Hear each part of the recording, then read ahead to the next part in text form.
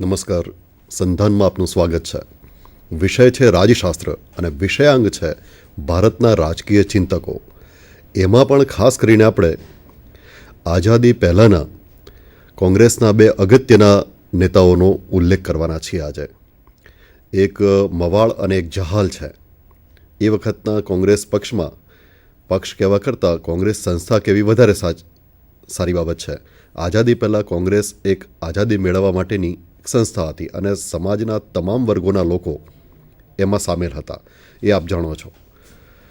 વિદ્યાર્થી મિત્રો, એ વખતે કોંગ્રેસની અંદર બે પ્રકારના લોકો હતા, જહાલ અને મવાળ.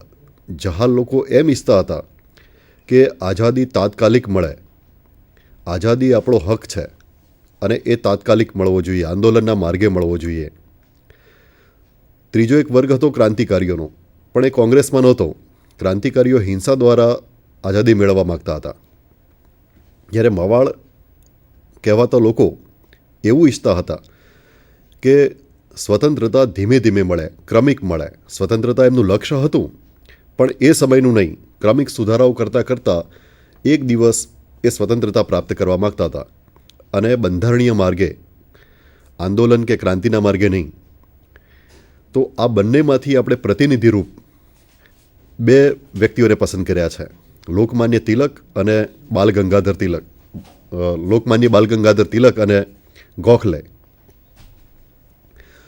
બાલગંગાધર તિલક એટલા બધા લોકપ્રિય હતા એ સમયે કે એમને લોકમાન્ય કહેવામાં આવતા હતા. 1856થી 1920 એમનો સમયગાળો છે. બંને મહારાષ્ટ્રના વતનીઓ છે અને મહારાષ્ટ્રનું રાજકારણ ઉપર એમનો બહુ મોટો પ્રભાવ છે.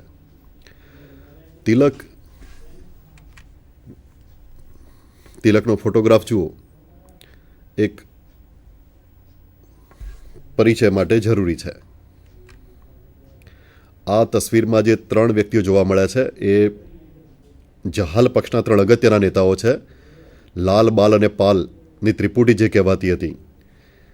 લાલા લજપતરાય છે જમણી બાજુ, વચ્ચે છે લોકમાન્ય તિલક અને બિપિનચંદ્ર પાલ. આ ત્રણ ત્રિપુટી એ વખતે જહાલવાદી નેતાઓની હતી. આ ઐતિહાસિક તસવીર છે એમની. લોકમાન્ય તિલકની આ જે તસવીર છે એમાં લખ્યું છે કે ફાધર ઓફ ધ ઇન્ડિયન અનરેસ્ટ, ભારતની અશાંતિના પિતા. એક અંગ્રેજે કહેલું કે ભારતમાં અત્યાર સુધી શાંતિ હતી, આ તિલક આવ્યા પછી ભારતમાં અશાંતિ ઊભી થઈ છે, આંદોલનો શરૂ થયા છે. ગાંધી પહેલાં જો કોઈએ ભારતને આંદોલિત કર્યું હોય તો એ તિલકે કર્યું છે. માટે ફાધર ઓફ ધ ઇન્ડિયન અનરેસ્ટ એમના માટે એક ગૌરવની બાબત, આ હોવું અનરેસ્ટ એ ગૌરવની બાબત બની ગયેલી. આ તિલકની ઐતિહાસિક તસવીર છે.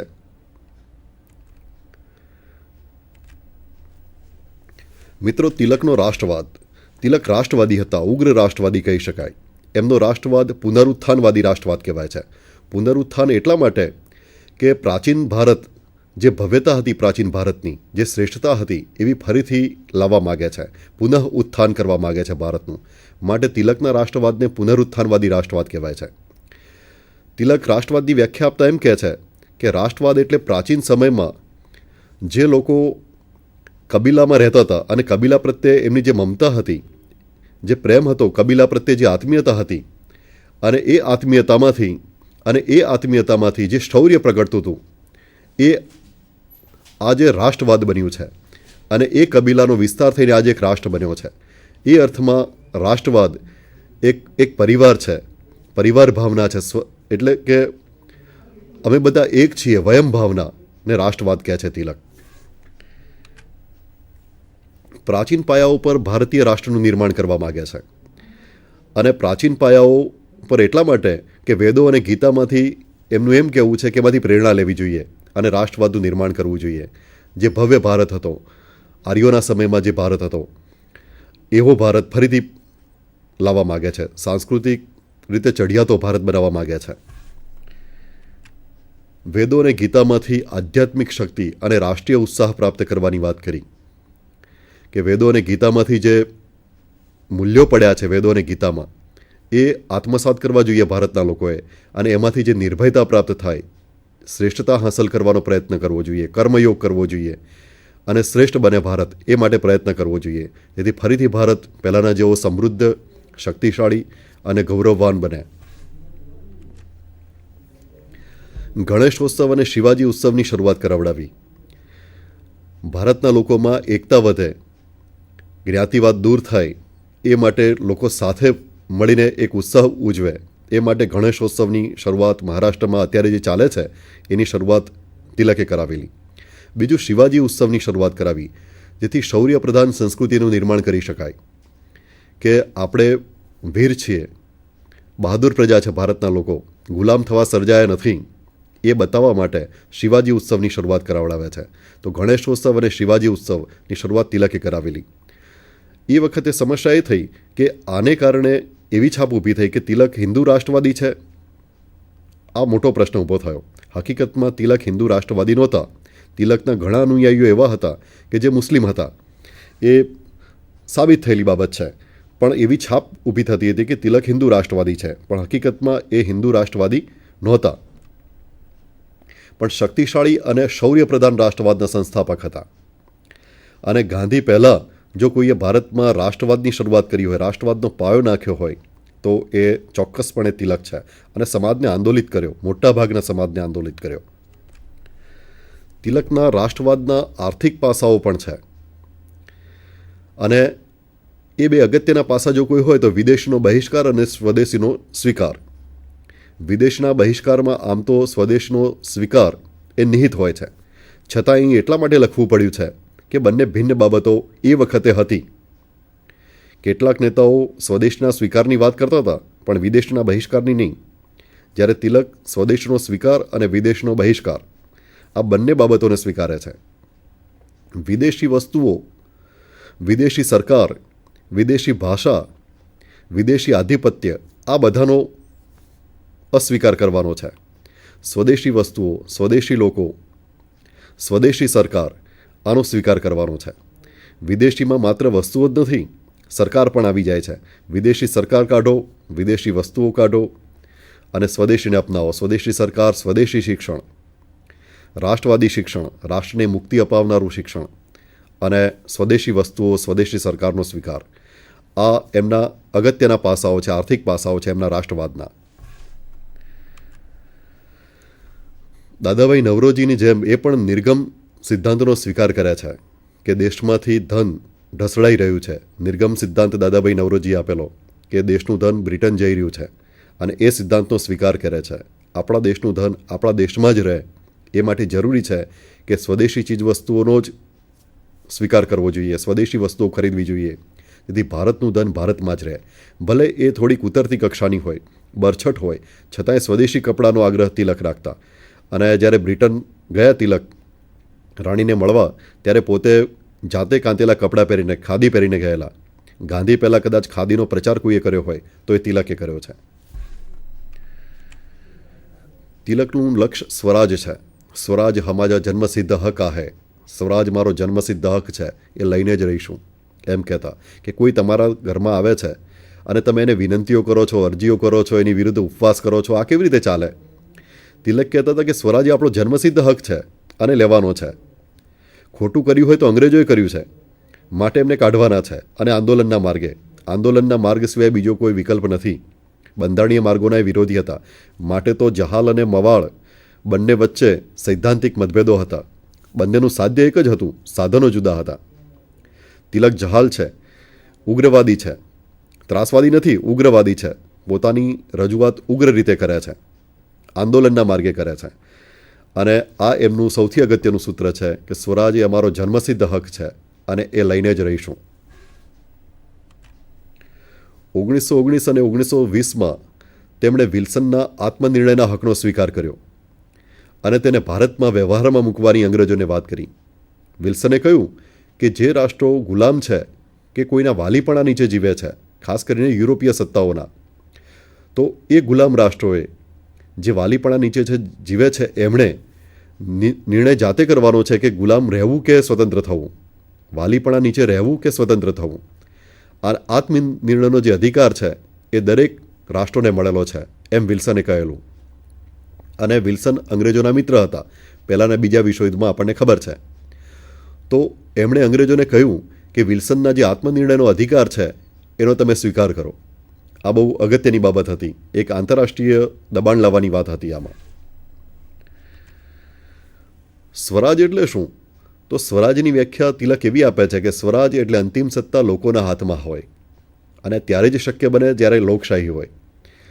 અંતિમ સત્તા લોકોના હાથમાં હોય, લોકશાહી હોય, એવું સ્વરાજ ઈચ્છતા હતા કે અંગ્રેજો ભારતમાંથી જાય અને ભારતમાં લોકશાહી આવે. અંતિમ સત્તા લોકોના હાથમાં હોય, સરકાર લોકોને જવાબદાર હોય. આવી જવાબદાર સરકાર, લોકોના હાથમાં સત્તા હોય, સાર્વભૌમ સત્તા અંતે તો લોકોના હાથમાં ત્યારે જ હોય જ્યારે લોકશાહી હોય. તો લોકશાહીનો સ્વીકાર કરે છે તિલક. કારોબારીના અધિકારીઓ અને કર્મચારીઓ પોતાને લોકો પ્રત્યે જવાબદાર સમજે. આ સૌથી અગત્યની વાત છે. લોકશાહીનું મર્મ છે કે અધિકારીઓ અને કર્મચારીઓ પોતાના ઉપરી અધિકારીને તો જવાબદાર રહે જ છે, પણ લોકો પ્રત્યે જવાબદાર રહે. કારણ કે અંતિમ સત્તા લોકોના પાસે છે. લોકોના વોટથી અને નોટથી સરકાર ચાલે છે. આ લોકશાહીમાં સૌથી અગત્યની વસ્તુ છે. કદાચ લોકશાહીનો જે મર્મ છે કે સાર કે અર્ક કહેવાય, એ આ વિધાનમાં આવી જાય છે કે કારોબારીના અધિકારીઓ અને કર્મચારીઓ પોતાને લોકો પ્રત્યે જવાબદાર સમજે. સૌથી પહેલી જવાબદારી લોકો પ્રત્યેની છે. લોકોની સાથે સન્માનથી વ્યવહાર થાય, એમના કામો થાય, જવાબદારીપૂર્વક કામો થાય. આ જરૂરી છે. આ લોકશાહીનો અર્ક છે. અને તિલકે આઝાદી પહેલાં આ સપનું જોયું હતું કે અંગ્રેજો જશે, ભારતમાં આઝાદી આવશે, અને આઝાદી પછી જે કર્મચારીઓ અને અધિકારીઓ છે વહીવટીતંત્રના, એ લોકોને જવાબદાર હશે, લોકોની સાથે સન્માનથી વ્યવહાર કરશે, કારણ કે લોકોના નોટથી અને વોટથી સરકાર ચાલતી હશે. આ એમનું સ્વપ્ન હતું આઝાદી પછીનું, લોકશાહીનું સ્વપ્ન હતું. ઔદ્યોગિક પ્રગતિ માટે, રાષ્ટ્રીય શિક્ષણ માટે, સામાજિક સુધારાઓ માટે પ્રશ્ન એ હતો કે સ્વરાજ શા માટે? સ્વરાજ કેમ જોઈએ છે? તો કહે છે કે ઔદ્યોગિક પ્રગતિ માટે. જો અંગ્રેજો ભારતમાં રહેશે તો ભારતની ઔદ્યોગિક પ્રગતિ શક્ય નથી, કારણ કે અહીં શોષણ કરવા આવ્યા છે, આર્થિક શોષણ માટે આવ્યા છે. બ્રિટનના ઉદ્યોગોને પોષવા માટે જ એમની તમામ નીતિઓ છે. માટે જો ભારતે ઔદ્યોગિક વિકાસ કરવો હશે તો અંગ્રેજો ભારત છોડે એ જરૂરી છે. રાષ્ટ્રીય શિક્ષણ ત્યારે જ શક્ય બને જ્યારે અંગ્રેજો અહીંથી જાય. અંગ્રેજો રહે અને રાષ્ટ્રીય શિક્ષણ આપે એ શક્ય જ નથી. રાષ્ટ્રનો વિકાસ થાય, રાષ્ટ્રનો ઉદ્ધાર થાય, રાષ્ટ્રને મુક્તિ મળે એવું શિક્ષણ, અને શિક્ષણ દ્વારા જ શક્ય છે. ત્યારે જ મળી શકે કે જ્યારે અંગ્રેજોનું નિયંત્રણ શિક્ષણ ઉપર ના હોય. ભારતીયો દ્વારા ભારતીય લોકોને શિક્ષણ અપાય, રાષ્ટ્રીય મુદ્દાઓને ધ્યાનમાં રાખીને શિક્ષણ અપાય. અને ત્યારે જ બને જ્યારે અંગ્રેજો ભારત છોડે. એ માટે એમણે રાષ્ટ્રીય શિક્ષણ માટે કહ્યું, ઔદ્યોગિક પ્રગતિ માટે અને સામાજિક સુધારાઓ માટે પણ. અંગ્રેજો ભારત છોડે અને સ્વરાજ આવે એ જરૂરી છે. ત્યાં સુધી સામાજિક સુધારાઓ પણ શક્ય નથી.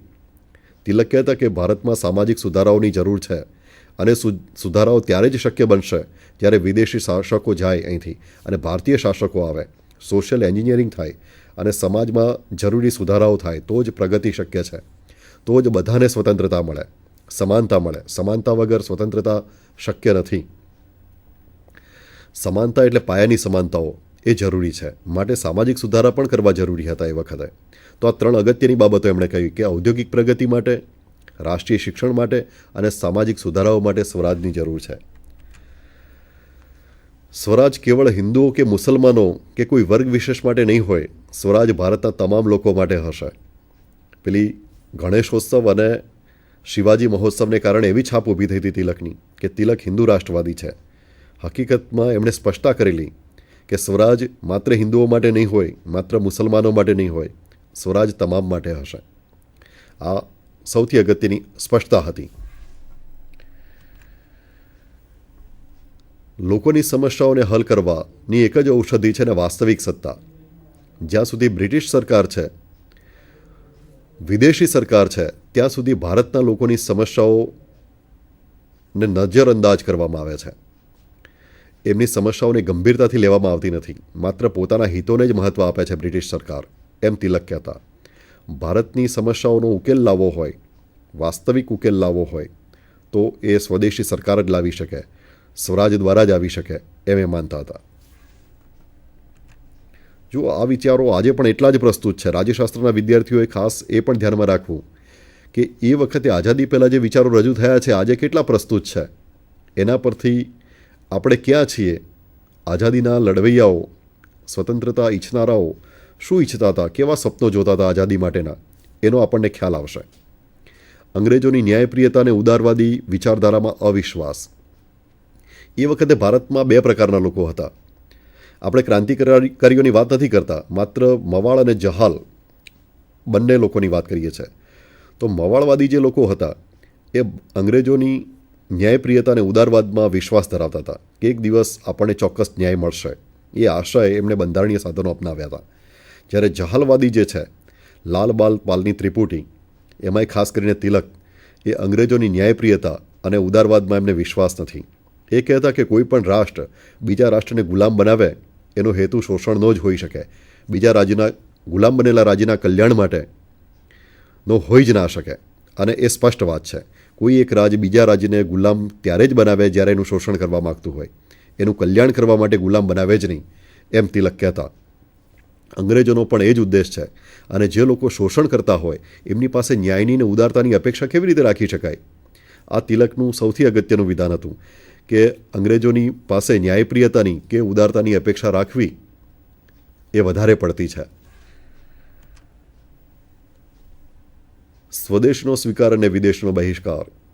તિલકે એ વખતે સ્વદેશી પ્રચારિણી સભાની સ્થાપના કરેલી કે સ્વદેશી ચીજવસ્તુઓ, ખાસ કરીને ખાદી અને હાથ બનાવટની વસ્તુઓનો પ્રચાર અને પ્રસાર કરે એ માટે, જેથી ભારતમાંથી જે ધન નફાના સ્વરૂપે ઢસડી જવામાં આવે છે એ અટકે અને ભારતનો પૈસો ભારતમાં જ રહે, ભારતનું ધન ભારતમાં રહે અને લોકો સુખી થાય. એ માટે સ્વદેશી પ્રચારિણી સભા, સ્વદેશી ચીજવસ્તુઓ, સ્વદેશી શિક્ષણ અને સ્વદેશી સરકાર, આની વાત કરે છે. વિદેશનો બહિષ્કાર, એમાં વિદેશી ચીજવસ્તુઓ, વિદેશી સરકાર અને વિદેશી શિક્ષણ, આનો બહિષ્કાર કરવાની વાત કરે છે તિલક.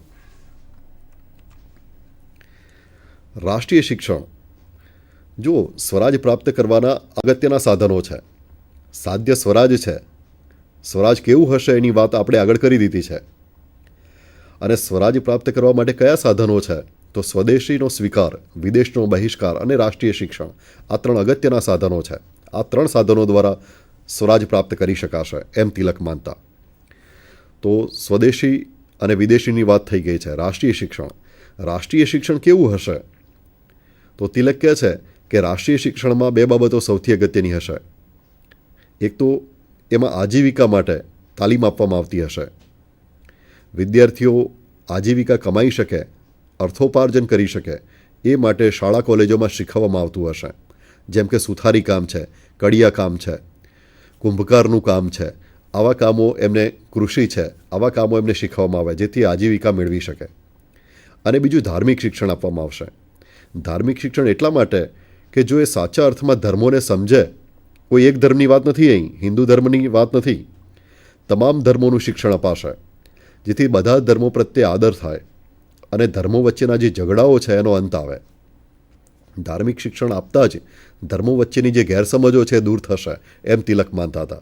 અને એનાથી ધાર્મિક એકતા આવશે, કોમી એકલાસ અને કોમી એકતાનું વાતાવરણ ઊભું કરી શકાશે. આ ઉદ્દેશ સાથે એમણે કહ્યું કે શિક્ષણ સંસ્થાઓમાં ધાર્મિક શિક્ષણ, એમાંય બધા જ ધર્મોનું શિક્ષણ આપવું જોઈએ અને આજીવિકા માટેનું શિક્ષણ આપવું જોઈએ જેથી વિદ્યાર્થી આત્મનિર્ભર બની શકે, કમાઈ શકે. શિક્ષણનું માધ્યમ માતૃભાષા હશે, છતાંય અંગ્રેજીના મહત્ત્વનો સ્વીકાર કરે છે કે માતૃભાષામાં શિક્ષણ આપવું જોઈએ. શિક્ષણ આપવું એટલે સમજાવવું. બાળક જે ભાષા સમજતું જ ના હોય એ ભાષામાં કેવી રીતે સમજાવી શકાય એને? માટે માતૃભાષામાં જ શિક્ષણ આપવું જોઈએ. સાથે સાથે અંગ્રેજીનું જ્ઞાન અતિશય જરૂરી છે. તો અંગ્રેજીના મહત્ત્વના સ્વીકારની સાથે માતૃભાષામાં શિક્ષણ આપવાની વાત તિલક કરે છે. દેવનાગરી લિપિમાં હિન્દીને રાષ્ટ્રભાષા તરીકે સ્વીકારવાની વાત છે. જો ભારતને એક બનાવવું હશે, ભારતને એક રાષ્ટ્ર બનાવવું હશે, જે ઉપરાષ્ટ્રીયતાઓ અસ્તિત્વ ધરાવે છે એમની વચ્ચે કોમ્યુનિકેશન શક્ય બને, એમની વચ્ચે સંવાદ કે સંવહન શક્ય બને, એ માટે કોઈ એક ભાષા સર્વમાન્ય હોય એ જરૂરી છે. અને સર્વમાન્ય ભાષા તિલકના મતે દેવનાગરી લિપિવાળી હિન્દી ભાષા હતી કે હિન્દી ભાષાને રાષ્ટ્રભાષા બનાવવી જોઈએ જેથી ભારતની જે ઉપરાષ્ટ્રીયતાઓ છે, જુદી જુદી ભાષાઓ ધરાવતા લોકો છે, એમની વચ્ચે કોમ્યુનિકેશન શક્ય બને. અને કોમ્યુનિકેશન શક્ય હોય ત્યાં જ રાષ્ટ્રીય એકતા વધે અને એ માટે જરૂરી હતી હિન્દી ભાષાનો સ્વીકાર. રાજકીય શિક્ષણ. વિદ્યાર્થીઓને રાજકીય શિક્ષણ આપવું જોઈએ, તો જ સ્વતંત્રતા, સમાનતા અને બંધુત્વના જે આદર્શો છે, જે મૂલ્યો છે, એ સમાજમાં પ્રસારિત થાય, સમાજ એને આત્મસાત કરે અને એ પ્રમાણે જીવે. સ્મરણ રહે, લોકશાહી એ માત્ર રાજકીય વ્યવસ્થા નથી, એક જીવનશૈલી પણ છે. લોકશાહી ઘરમાં, શાળા કોલેજોમાં, ફેક્ટરીઓમાં બધે જ હોવી જોઈએ, તો જ એના ફળો આપે. લોકશાહી એક સંસ્કૃતિ પણ છે, એક કલ્ચર છે, એનું નિર્માણ કરવું જોઈએ અને શિક્ષણ દ્વારા શક્ય છે. માટે કહે છે કે શિક્ષણ દ્વારા રાજકીય શિક્ષણ પણ આપવું જોઈએ. શિક્ષણનું એક હેતુ રાજકીય શિક્ષણ આપવાનો છે, જેથી વિદ્યાર્થીઓમાં આત્મસન્માન આવે, મૂળભૂત અધિકારો વિશે સભાનતા આવે, લોકશાહી મૂલ્યો આત્મસાત કરે, એનો પ્રચાર અને પ્રસાર થાય. એ માટે જરૂરી હતું કે રાજકીય શિક્ષણ વિદ્યાર્થીઓને મળે. શિક્ષણ જનજાગૃતિનું સર્વોત્તમ સાધન છે એમ માનતા સમાજના જે કુરિવાજો છે એને દૂર કરવા માટે, મૂળભૂત અધિકારોના પ્રચાર અને પ્રસાર માટે, માનવ અધિકારો માટે શિક્ષણ એ જનજાગૃતિનું સર્વોત્તમ માધ્યમ છે અને એનો બાખૂબી ઇસ્તેમાલ થવો જોઈએ. ખાસ કરીને આઝાદી પછી એવું તિલકનું સ્વપ્ન હતું.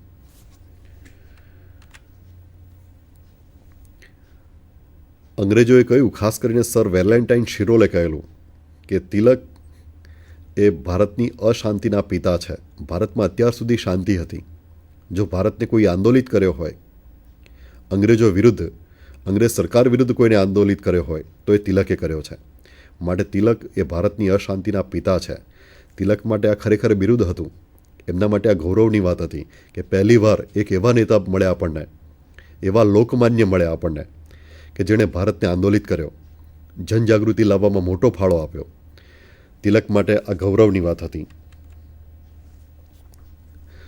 વિદ્યાર્થી મિત્રો, અત્યારે જે નવી પરીક્ષા પદ્ધતિ આવી છે એમાં ખાસ કરીને MCQમાં આવા પ્રશ્નો વધારે પૂછાતા હોય છે. તિલકે કઈ સંસ્થાઓની સ્થાપના કરી હતી, આ સંસ્થાની સ્થાપના કોણે કરી હતી, તો એ માટે જો થોડુંક આપણે જોઈ લઈએ. પુણેમાં ન્યૂ ઇંગ્લિશ સ્કૂલની સ્થાપના કરી. હોમ રૂલ લીગ આ બહુ અગત્યની સંસ્થા હતી, એની સ્થાપના પણ તિલકે કરેલી. શ્રીમતી એની બેસન્ટ પણ એમાં હતા, તમે જાણો છો. ડેક્કન એજ્યુકેશન સોસાયટીની સ્થાપના કરી. ડેક્કન એટલે દક્ષિણનો ભાગ, મહારાષ્ટ્ર પછીનો જે વિસ્તાર છે એ દક્ષિણનો વિસ્તાર, એને અંગ્રેજીમાં ડેક્કન કહેવાય. ડેક્કન એજ્યુકેશન સોસાયટીની સ્થાપના કરેલી.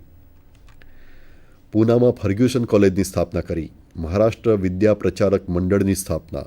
ઓરાયન ગ્રંથ લખ્યો. તિલકે ગીતા ઉપર પણ ગ્રંથ લખેલો છે. આર્કટિક હોમ ઇન ધ વેદાઝનું પ્રકાશન કર્યું. ગીતા રહસ્ય લખ્યું.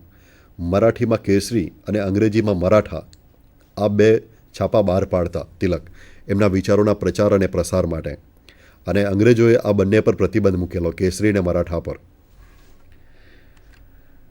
હવે ગોપાલ કૃષ્ણ ગોખલે. ગોખલે અને તિલક બંને સમકાલિક હતા, એક જ સમયે, અને ખાસ કરીને મહારાષ્ટ્રના બંને નેતાઓ એક જ સમયે અસ્તિત્વ ધરાવતા. કોંગ્રેસમાં બે તડા પડેલા આપણે જાણીએ છીએ, જહાલવાદી અને મવાળવાદી. જહાલ નેતા આપણે તિલકની વાત કરી દીધી. હવે ગોખલેને જોઈએ. ગોખલે મવાળવાદી નેતા હતા અને ગાંધીજીના ગુરુ. ગાંધીજીના ગુરુ બનવાના કેટલાક લક્ષણો એમનામાં હતા જ, જે આપણે જોઈશું. હવે આ તસવીર ગોખલેની છે. ગાંધીજી કહેતા કે મહાત્મા ગોખલે, ગોખલે મને ગંગા જેવા લાગ્યા. એ આ ગોખલે સાહેબ, આ ગોખલેનો ઐતિહાસિક ફોટો છે. આ એમના હસ્તાક્ષર છે. ગોખલે બ્રિટિશરોની ઉદારતા અને ન્યાયપ્રિયતામાં વિશ્વાસ ધરાવતા હતા. ગોખલે વિશે વાત કરીએ એ પહેલાં તમને એક વાત કહું કે ફ્રેન્ચ ચિંતક બર્કનું એક પ્રસિદ્ધ પુસ્તક હતું, reflections on the French revolution. એની અંદર જે ક્રમિક સુધારાની વાત છે, ધીમે ધીમે સુધારા કરતાં કરતાં આગળ વધવું જોઈએ, બુદ્ધિગમ્ય ક્રમિક સુધારા કરવા જોઈએ. ઓચિંતી જો ક્રાંતિ લાવી દેશો તો એ સમાજ પચાવી શકશે નહીં, આવું લગભગ એનો સાર હતો. આ સારને ગોખલેએ આત્મસાત કર્યો હતો. ગોખલે ઇતિહાસ અને અર્થશાસ્ત્રના પ્રકાંડ પંડિત કહેવાતા. એમને બ્રિટિશરોની ઉદારતા અને ન્યાયપ્રિયતામાં વિશ્વાસ હતો. મૂળભૂત રીતે તો માનવ સ્વભાવની અંદર રહેલું જે સારાપણું છે એમાં એમને વિશ્વાસ હતો. ગાંધી પણ કહેતા કે દરેકના હૃદયમાં રામ વસેલો છે. ગોખલેને પણ અંગ્રેજોના સારાપણામાં વિશ્વાસ હતો, એમની ન્યાયપ્રિયતામાં. ખાસ કરીને બ્રિટિશ પ્રજામાં એમને વિશ્વાસ હતો કે બ્રિટનના લોકો ન્યાયપ્રિય છે અને ઉદારવાદી છે. ભારત બ્રિટનના સહયોગમાં વિશ્વાસ, કે જો ભારત અને બ્રિટન વચ્ચે સહયોગ રહેશે તો ભારતને ઘણા લાભ થયા છે અને થશે, એમ ગોખલે માનતા. ગોખલે કહેતા કે બ્રિટિશ શાસકોની સામ્રાજ્યવાદી જે નીતિ છે એની સામે મને વાંધો છે. એમણે એવો સામ્રાજ્યવાદ ભારતમાં અપનાવવો જોઈએ જેવો કેનેડામાં છે, ઓસ્ટ્રેલિયામાં છે અને ન્યૂઝીલેન્ડમાં છે. ન્યૂઝીલેન્ડ, કેનેડા અને ઓસ્ટ્રેલિયામાં જેમ બ્રિટિશ સામ્રાજ્યની અંતર્ગત છે છતાંય સ્વતંત્ર છે, એવી જ સ્થિતિ ભારતની હોવી જોઈએ, એમ ગોખલે માનતા. ગોખલે કહેતા કે અંગ્રેજોને કારણે ભારતને ઘણા લાભો થયા છે. ખાસ કરીને એ લાભો એ ગણાવતા કે એક તો ભારતમાં વ્યવસ્થાની સ્થાપના થઈ, કાયદો અને વ્યવસ્થાની સ્થાપના થઈ છે. અંગ્રેજી ભાષાને કારણે ભારતના લોકો લોકશાહી અને સ્વતંત્રતાના સંપર્કમાં આવ્યા.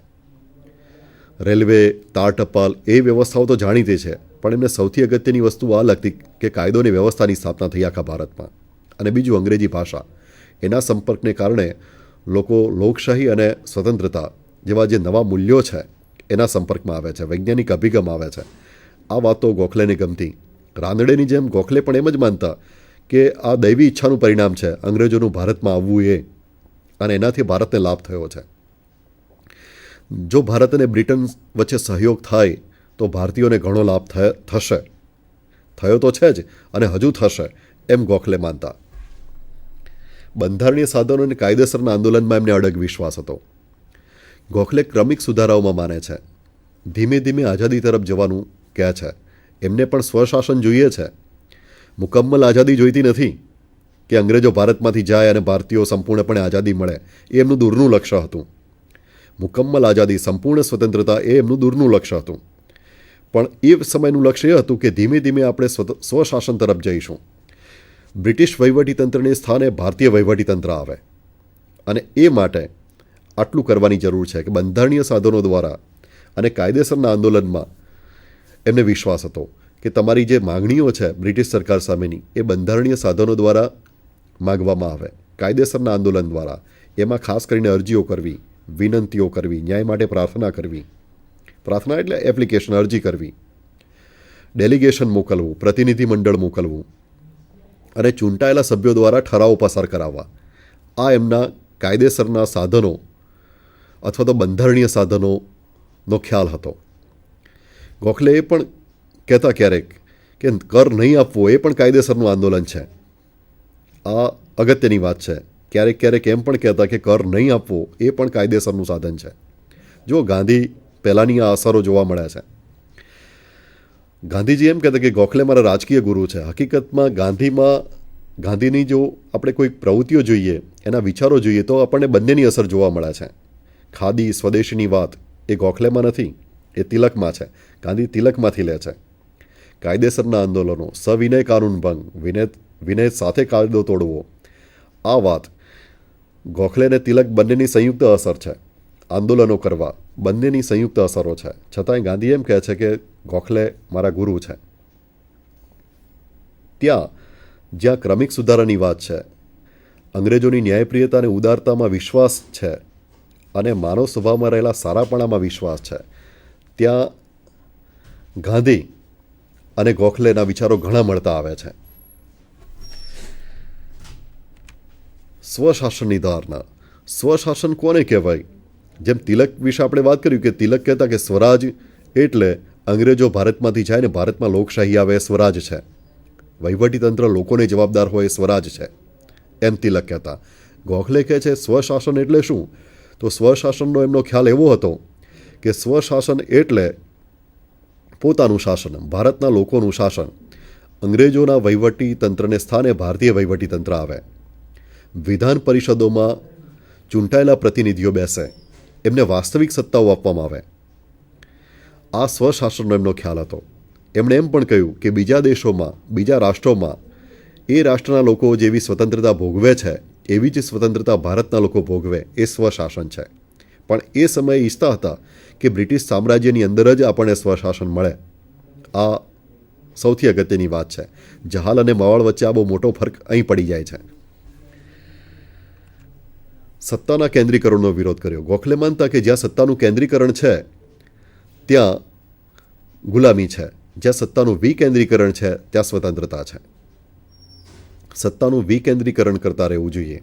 સત્તાના વિકેન્દ્રીકરણ માટે એમનો ખ્યાલ એવો હતો કે પ્રાંતોની અંદર પ્રાંતીય સરકારો હોય, પ્રાંતીય વિધાન પરિષદ હોય અને લોકોના ચૂંટાયેલા પ્રતિનિધિઓ એમાં બેસતા હોય. એટલું જ નહીં, લોકો દ્વારા નિયુક્તિ પણ થતી હોય. ઓછામાં ઓછા 3 ભારતીય સભ્યોની પ્રાંતીય વિધાન પરિષદોમાં નિયુક્તિ થાય.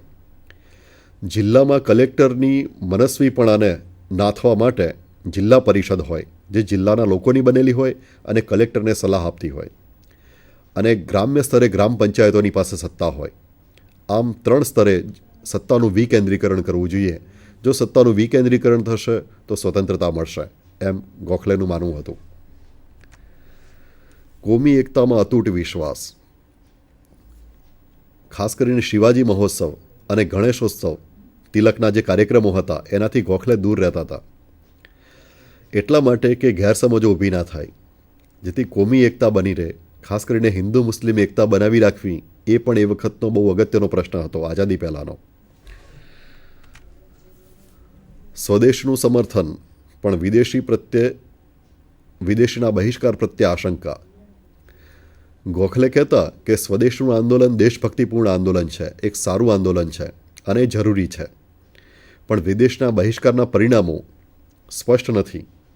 વિદેશનો બહિષ્કાર કરવો કે કેમ, અને જો કરીશું આપણે વિદેશનો બહિષ્કાર તો એનાથી આપણે ઈચ્છીએ છીએ એવા પરિણામો આવશે કે કેમ, એ વિશે કોઈ સ્પષ્ટતા નથી. ત્યારે સ્વદેશનો સ્વીકાર એ સારી બાબત છે. એટલે ગોખલે સ્વદેશને સ્વીકારે છે ખરા, પણ વિદેશના બહિષ્કારની વાત કરતા નથી.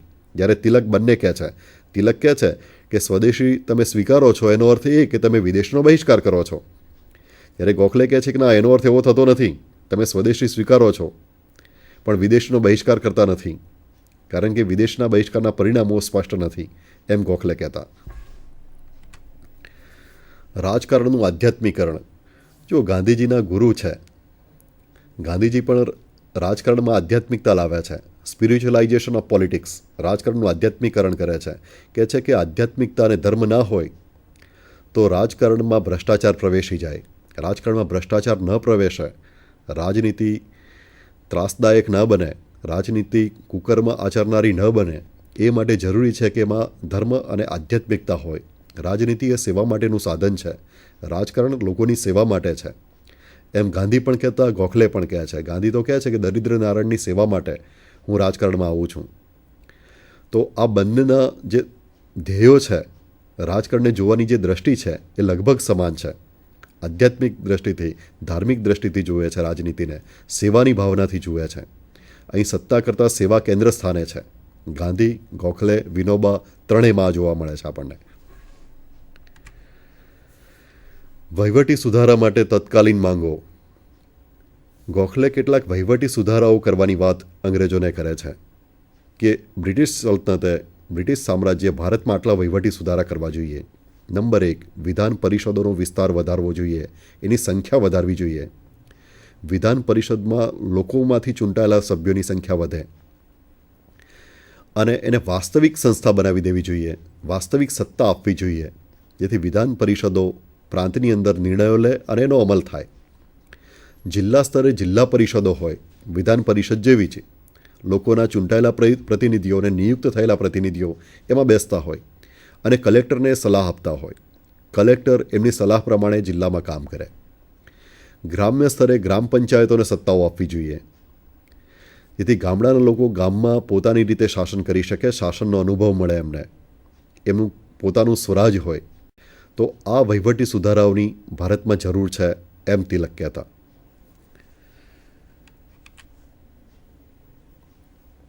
તિલકે ભારત સેવક સમાજની સ્થાપના કરી. પરીક્ષામાં પૂછાઈ શકે, ખાસ કરીને MCQમાં, કે ભારત સેવક સમાજની સ્થાપના કોણે કરી હતી, કેસરી અને મરાઠા કોણ બહાર પાડતું હતું? તો તિલકનું આ સૌથી અગત્યનું પ્રદાન છે. ભારત સેવક સમાજ, સર્વન્ટ ઓફ ઇન્ડિયા સોસાયટીની સ્થાપના એમણે કરી, જેથી સેવાની ભાવનાથી યુવાનો આમાં જોડાય, નહીં કે સત્તાની ભાવનાથી. અને રાજકારણ એ સેવા માટે છે, સત્તા માટે નહીં, એમ આ ગુરુ શિષ્ય પરંપરામાં જોવા મળ્યા છે. ગોખલે, ગાંધી, વિનોબા આ એક ગુરુ શિષ્ય પરંપરા છે અને એમાં સેવા કેન્દ્ર સ્થાને છે, સત્તા નહીં. આભાર. મળીશું આવતા ગુરુવારે આ જ સમયે. Thank you.